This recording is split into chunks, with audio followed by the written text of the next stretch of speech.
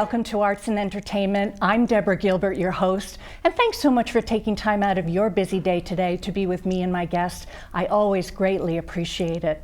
Well, I have another terrific show for you today. I hope you enjoy it, as I hope you've enjoyed all the other ones as well. We're going to highlight Karen Isaacs, who is a theater critic and a journalist. And Karen, thanks so much for being here in studio. I appreciate it. Thank you for asking me. Well, why don't we take me and the viewer back? Why don't you tell us about yourself? I have been a public relations person, a teacher, a journalist. I have been involved in theater practically my entire life. And at some point, I sort of combined all of those into a somewhat second career in theater journalism.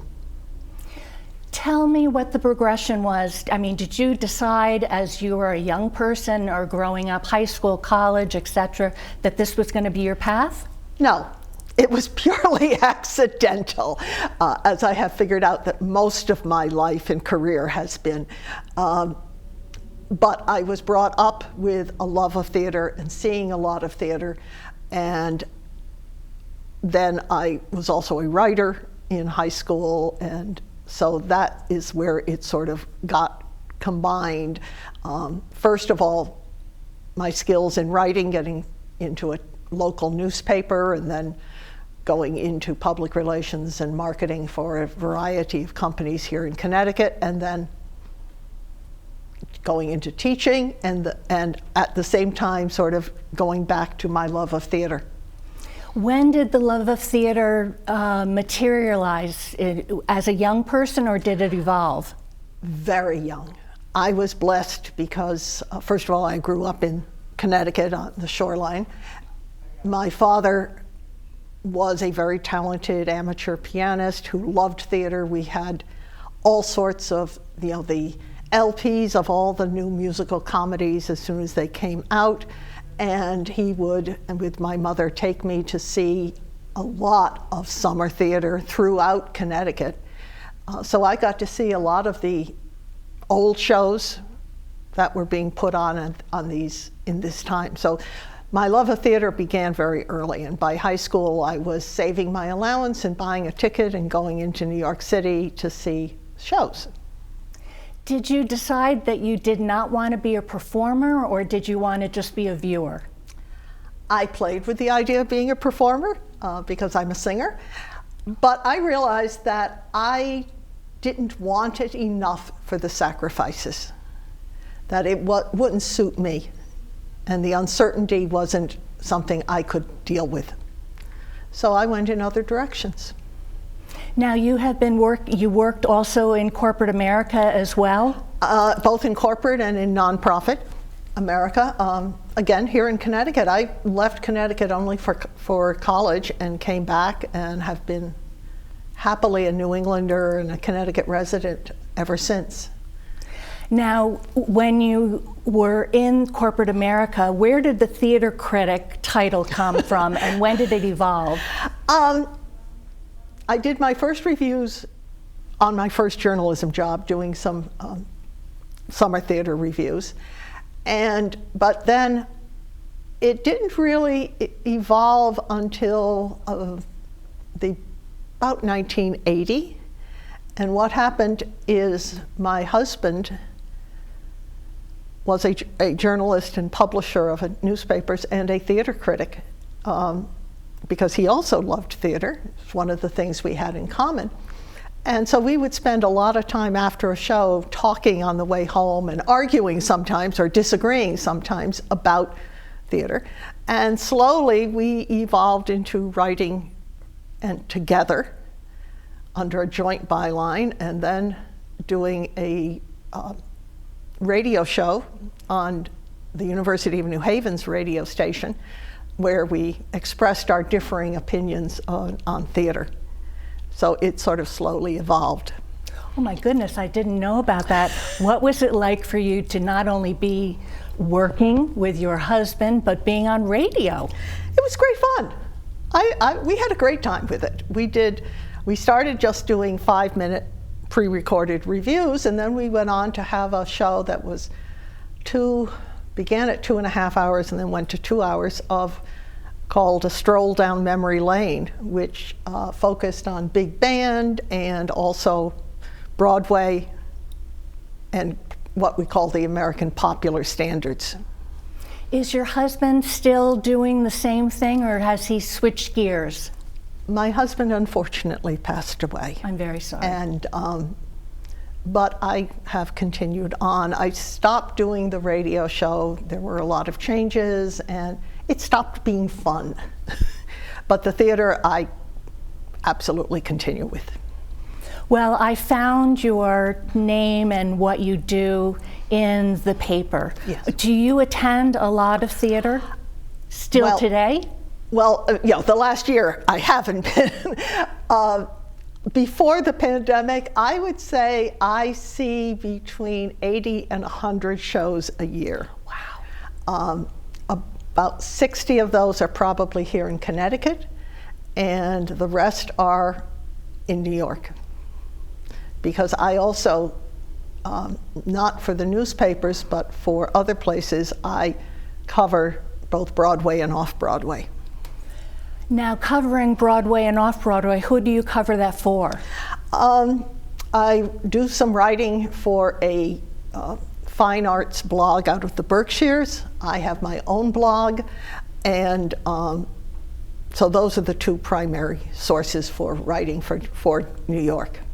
I'm glad you brought up your blog because I wanted to talk to you about that. Tell us about it. It is called Two on the Aisle at wordpress.com. It is, and I kept the name Two on the Aisle because that was the name my husband and I wrote under, and I just sort of kept that name. It's where I post reviews that from throughout Connecticut and New York, and sometimes if I get up to the Berkshires or someplace else. During the pandemic, I did some reviews of things that were streaming, even things from New Jersey and other places in the country, so that people could, decide that they'd like to see them. Speaking of the pandemic, how has it affected the theater world, according to your opinion? It has done multiple things. It has made the economics of theater extremely difficult because most theaters are nonprofit, and even Broadway, very few shows actually make a profit on Broadway. So it has been really tough on them, and most theaters in Connecticut laid off most of their staff because they just didn't have the funding to support them and to keep them on. It has also spurred some creativity some new directions. Here in Connecticut, some theaters have gone to doing some streaming performances, and some of them have been filmed, some of them have been live streaming from a theater. Some of them have been, the actors have individually filmed themselves wherever they were. The theater sends them equipment and what costumes and props they might need. And so it has spurred some new thoughts about what theater going forward will look like. And we're beginning to see some of that in what will be happening. A lot of the theaters are beginning to reopen or planning to. The other thing is that there was one theater in Connecticut that actually did productions with an audience. It was very difficult, and the audience was very small. It was like 25 or 30 people could be in, and they also streamed it, so you didn't have to go. But there was the Music Theater of Connecticut in Norwalk actually did a season of live productions. Do you think that streaming is here to stay with theater, or will they totally leave technology?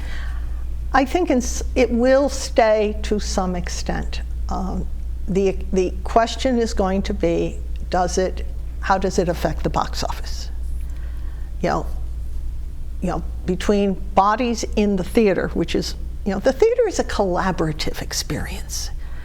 And being part of an audience is part of that collaborative experience. The energy of the audience affects the actors, affects the performance. Being in a particular audience on a particular night, how they react may affect how you respond. So this means that, to do away, and that's what was missing in so much that was streamed. But there's also advantages to streaming. People who can't get out, or who maybe, bad weather kinds of things, canceling for snow or something. Reaching out. Some of the theaters in Connecticut that did do streaming ended up with audiences, members from all over the world tuning in to watch. So that's an outreach to an audience that wouldn't normally even be able to come to a live performance. So I think streaming in some form will remain. I don't know about Broadway. That's a whole different situation, and I haven't heard any discussions of it. I wouldn't be surprised if there isn't some limited streaming available in a sort of on-demand. And most of this streaming is you pay for it. Some of the theaters have asked for donations, but others, there is a charge. It is much less than ticket prices to go to the theater, but there is a charge.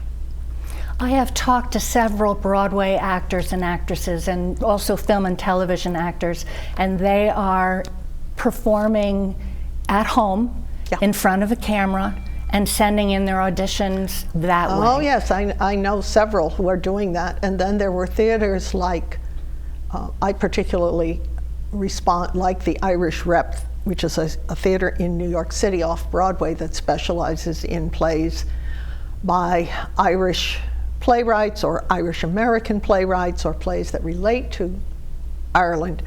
And they did some excellent productions where literally they sent performers, the cameras, the equipment, the backdrop, the whole thing, and then each person filmed him or herself, and then through editing they put it all together. And they did a particularly good job doing that, and it really did seem like it was in the theater, and that these people were together, not separated by people in, California or Europe even. I think one time one of the performers was actually out of the country. So it can be done, but it's hard. For every one I've seen that was really good, I've probably seen one that was not too good, needed a lot of work. Well, let's hold that thought. Okay. I'm Deborah Gilbert. You are tuned in to Arts and Entertainment. We're going to take a break. We'll be right back. COVID-19 has changed how we stomp the yard and feel the beat. Now it's time to take the first step that lets us get back to strolling instead of scrolling.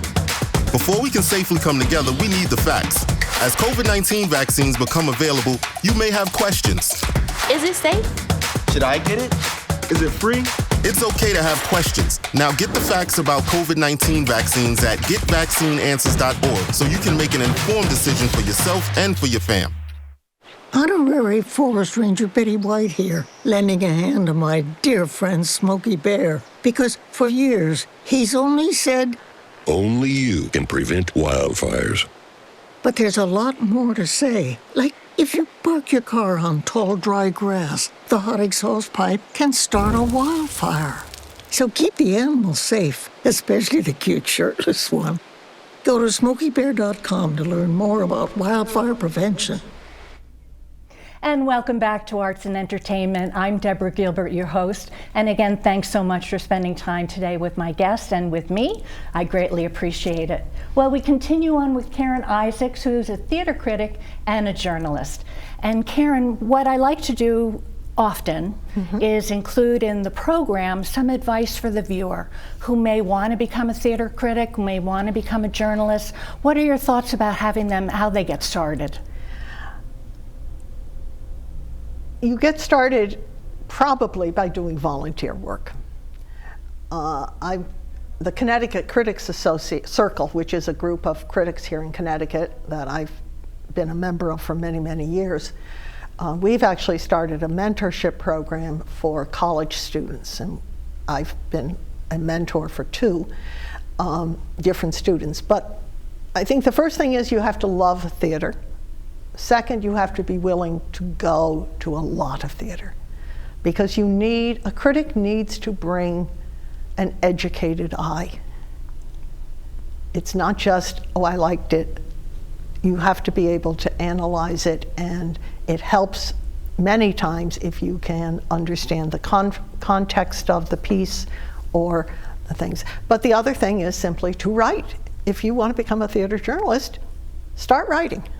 If you see something, if you go to see something, even if it's if it may be an amateur or high school production, go home and write about it. Read other critics, so you get a sense of what needs to be included. And then you start trying to find outlets for your reviews. And nowadays with social media, there's often opportunities. Now you are with Shore Publications Yes. and zip06.com. Yes. Tell me how you became associated with them. When it was a relatively new series of publications, we just wrote them and said, here's what we do, here's clippings of, at that point you sent clippings, actual paper copies of reviews that you had written for other publications, and said, we think your paper should have that. So and luckily the editor and the managing editor agreed. What are the papers that your columns are in? Because I found you in the Harbor News and the Shoreline Times. Not Shoreline Times. Oh, not Shoreline Times, No. okay. It depends. Each town has a paper with a different name, and I have to be honest and say I do not remember all of the names. There's the Guilford Courier, I know, and the Brantford Sound, which covers Brantford and North Brantford. And there is East Haven, which is where I live, and at the moment I can't think of the name of it. But it goes from North Haven up through Deep River and some of the valley. So there's I'm not even sure if there's 11 or 13 papers. What I love about your work is that you have the title of the play, you have a background of the play, you have the plays that are playing and their dates, and you have their website included in the column. In the column. Yeah. I've also seen with other individuals who are critics that they don't do that. Is that normal to do that? There's 2 things. The column is simply news. It's not, for the most part, it's not opinion. I'm not saying, this is a great show, you should go and see it, or it's an awful show, maybe you should stay home. It is theater news. And there I always include, the website. I do it in my reviews as well, and most critics will, because nowadays that's how you can get more information, that's how you can buy tickets. It used to be you give a box office number. Now you don't, you just give the website, and usually there is a way on that website to buy tickets or to get more information about the show. So yes, I do include it. I see in your reviews the different theaters that have performances now. I mean, I've had the Cadon, I've had the Iverton Playhouse, Right. the Goodspeed, and the Legacy Theater. Right. They're doing some things that are now and coming up. Do you see that changing? That theater is coming back? I have learned in the last 16 months to not say that something isn't going to change, because it just seems like it is constantly changing. There are other theaters here in Connecticut that will be doing things in the fall, live, and Westport Playhouse has said that their November production, which was going to be only streamed, is now going to also be available to be in the theater as well as to stream. So it is evolving. The first shows that were done, even the first show I saw at Legacy, there was no intermission. They didn't want to have to deal with people getting up and leaving and coming back in and the possibilities. Now there's been intermissions. Some theaters have done, socially distanced seating. Some haven't, have since stopped. Broadway announced that you will have to show proof of vaccination, or I believe a negative test within like 72 hours in order to enter a Broadway theater. So it's changing. Who knows? How does Broadway look to you? It seems that it's opening up September 14th. Do you still have a feeling that will happen? I think so, because there's too many shows out there that have set up. There are too many shows now in rehearsals. There's too many tickets have been sold. It's going to be very interesting to see. Not sure what's going to happen, because New York City isn't going to have the volume of tourists, and certainly a lot of the long-running shows, whether it's Wicked or The Lion King or Phantom of the Opera or whatever, depend on tourism. The local people probably aren't going to go to see that. They're going to go and see the newer shows. So it's going to be very interesting to see how tickets go, what people are responding to. Most of the shows that have already announced openings are, in fact, musicals that were already running, including a couple that were just about to open when the pandemic stopped everything. I mean, I was in New York the day before Broadway shut down, seeing a show called Girl from the North Country, which uses music of Bob Dylan, seeing it, and it wasn't yet officially opened. It was about to open, but often they let the critics come in for the last few preview type performances. That's coming back. That will now reopen in, I'm not sure if it's September or October. But for the most part, it's the shows that had been established. Have you found that the theaters are adjusting to the pandemic in the way that they seat people? You're saying intermissions are now coming back. Have they made changes in the building and how they operate? I think the one thing that probably most theaters have done is to upgrade various air filtration, air circulation systems. And like the Legacy was in a sense lucky because they were under construction at that point, so they could change into the most modern and probably the most expensive technology to ensure air quality. It's going to vary. I would have said, if you'd asked me this question 2 or 3 weeks ago, I would have said it's going to be slowly become pretty normal. So far concessions haven't opened, but I would have expected that they would. Now, with the more recent rise in the Delta variant, who knows? I've stopped predicting. What does the future look like for you as a theater critic? Will you continue to go to the plays that are showing themselves in any kind of format? Absolutely. I already have. I actually did go to the 2 of the shows that Music Theater of Connecticut did in Norwalk in the last fall.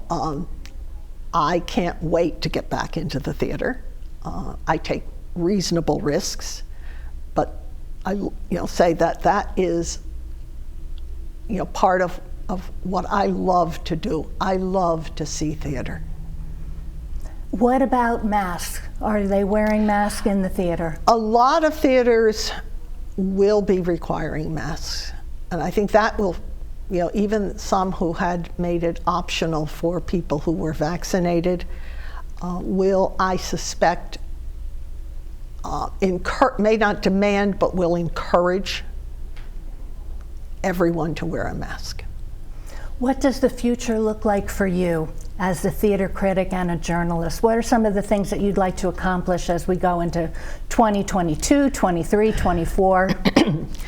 I'm waiting to see how, because during the pandemic we also went through a very wide-ranging discussion about culture and representation in many areas of our society, but particularly in the arts.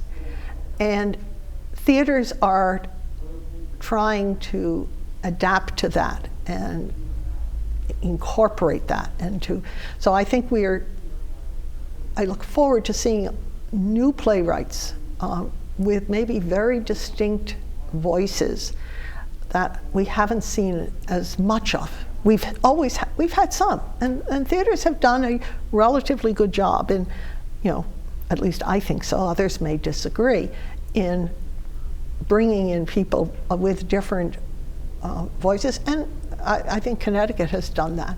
But I think you're going to see that the programming is going to change. And the only concern I have is that we lose the classics out of it, whether it's an Ibsen play or a Tennessee Williams play or Shakespeare or whatever, that those become the ones that are expendable. And that would make me sad. Well, I want to thank you very much for being here. We've run out of time, so thank you for spending time with us today. I appreciate it. Thank you very much for having me. I've enjoyed it. Good. And thanks to all of you for joining us today. I greatly appreciate it. And for those of you who are interested in volunteering on a talk show, I'd be very interested to have you come and be a part of it. So if you'd email me at artsandentertainment@mail.com, I would love to be able to talk to you about it. Well, that's it for me. I'm Deborah Gilbert. You've been tuned into Arts Entertainment. Thanks so much for being here today. Have a super day. I'll see you next time.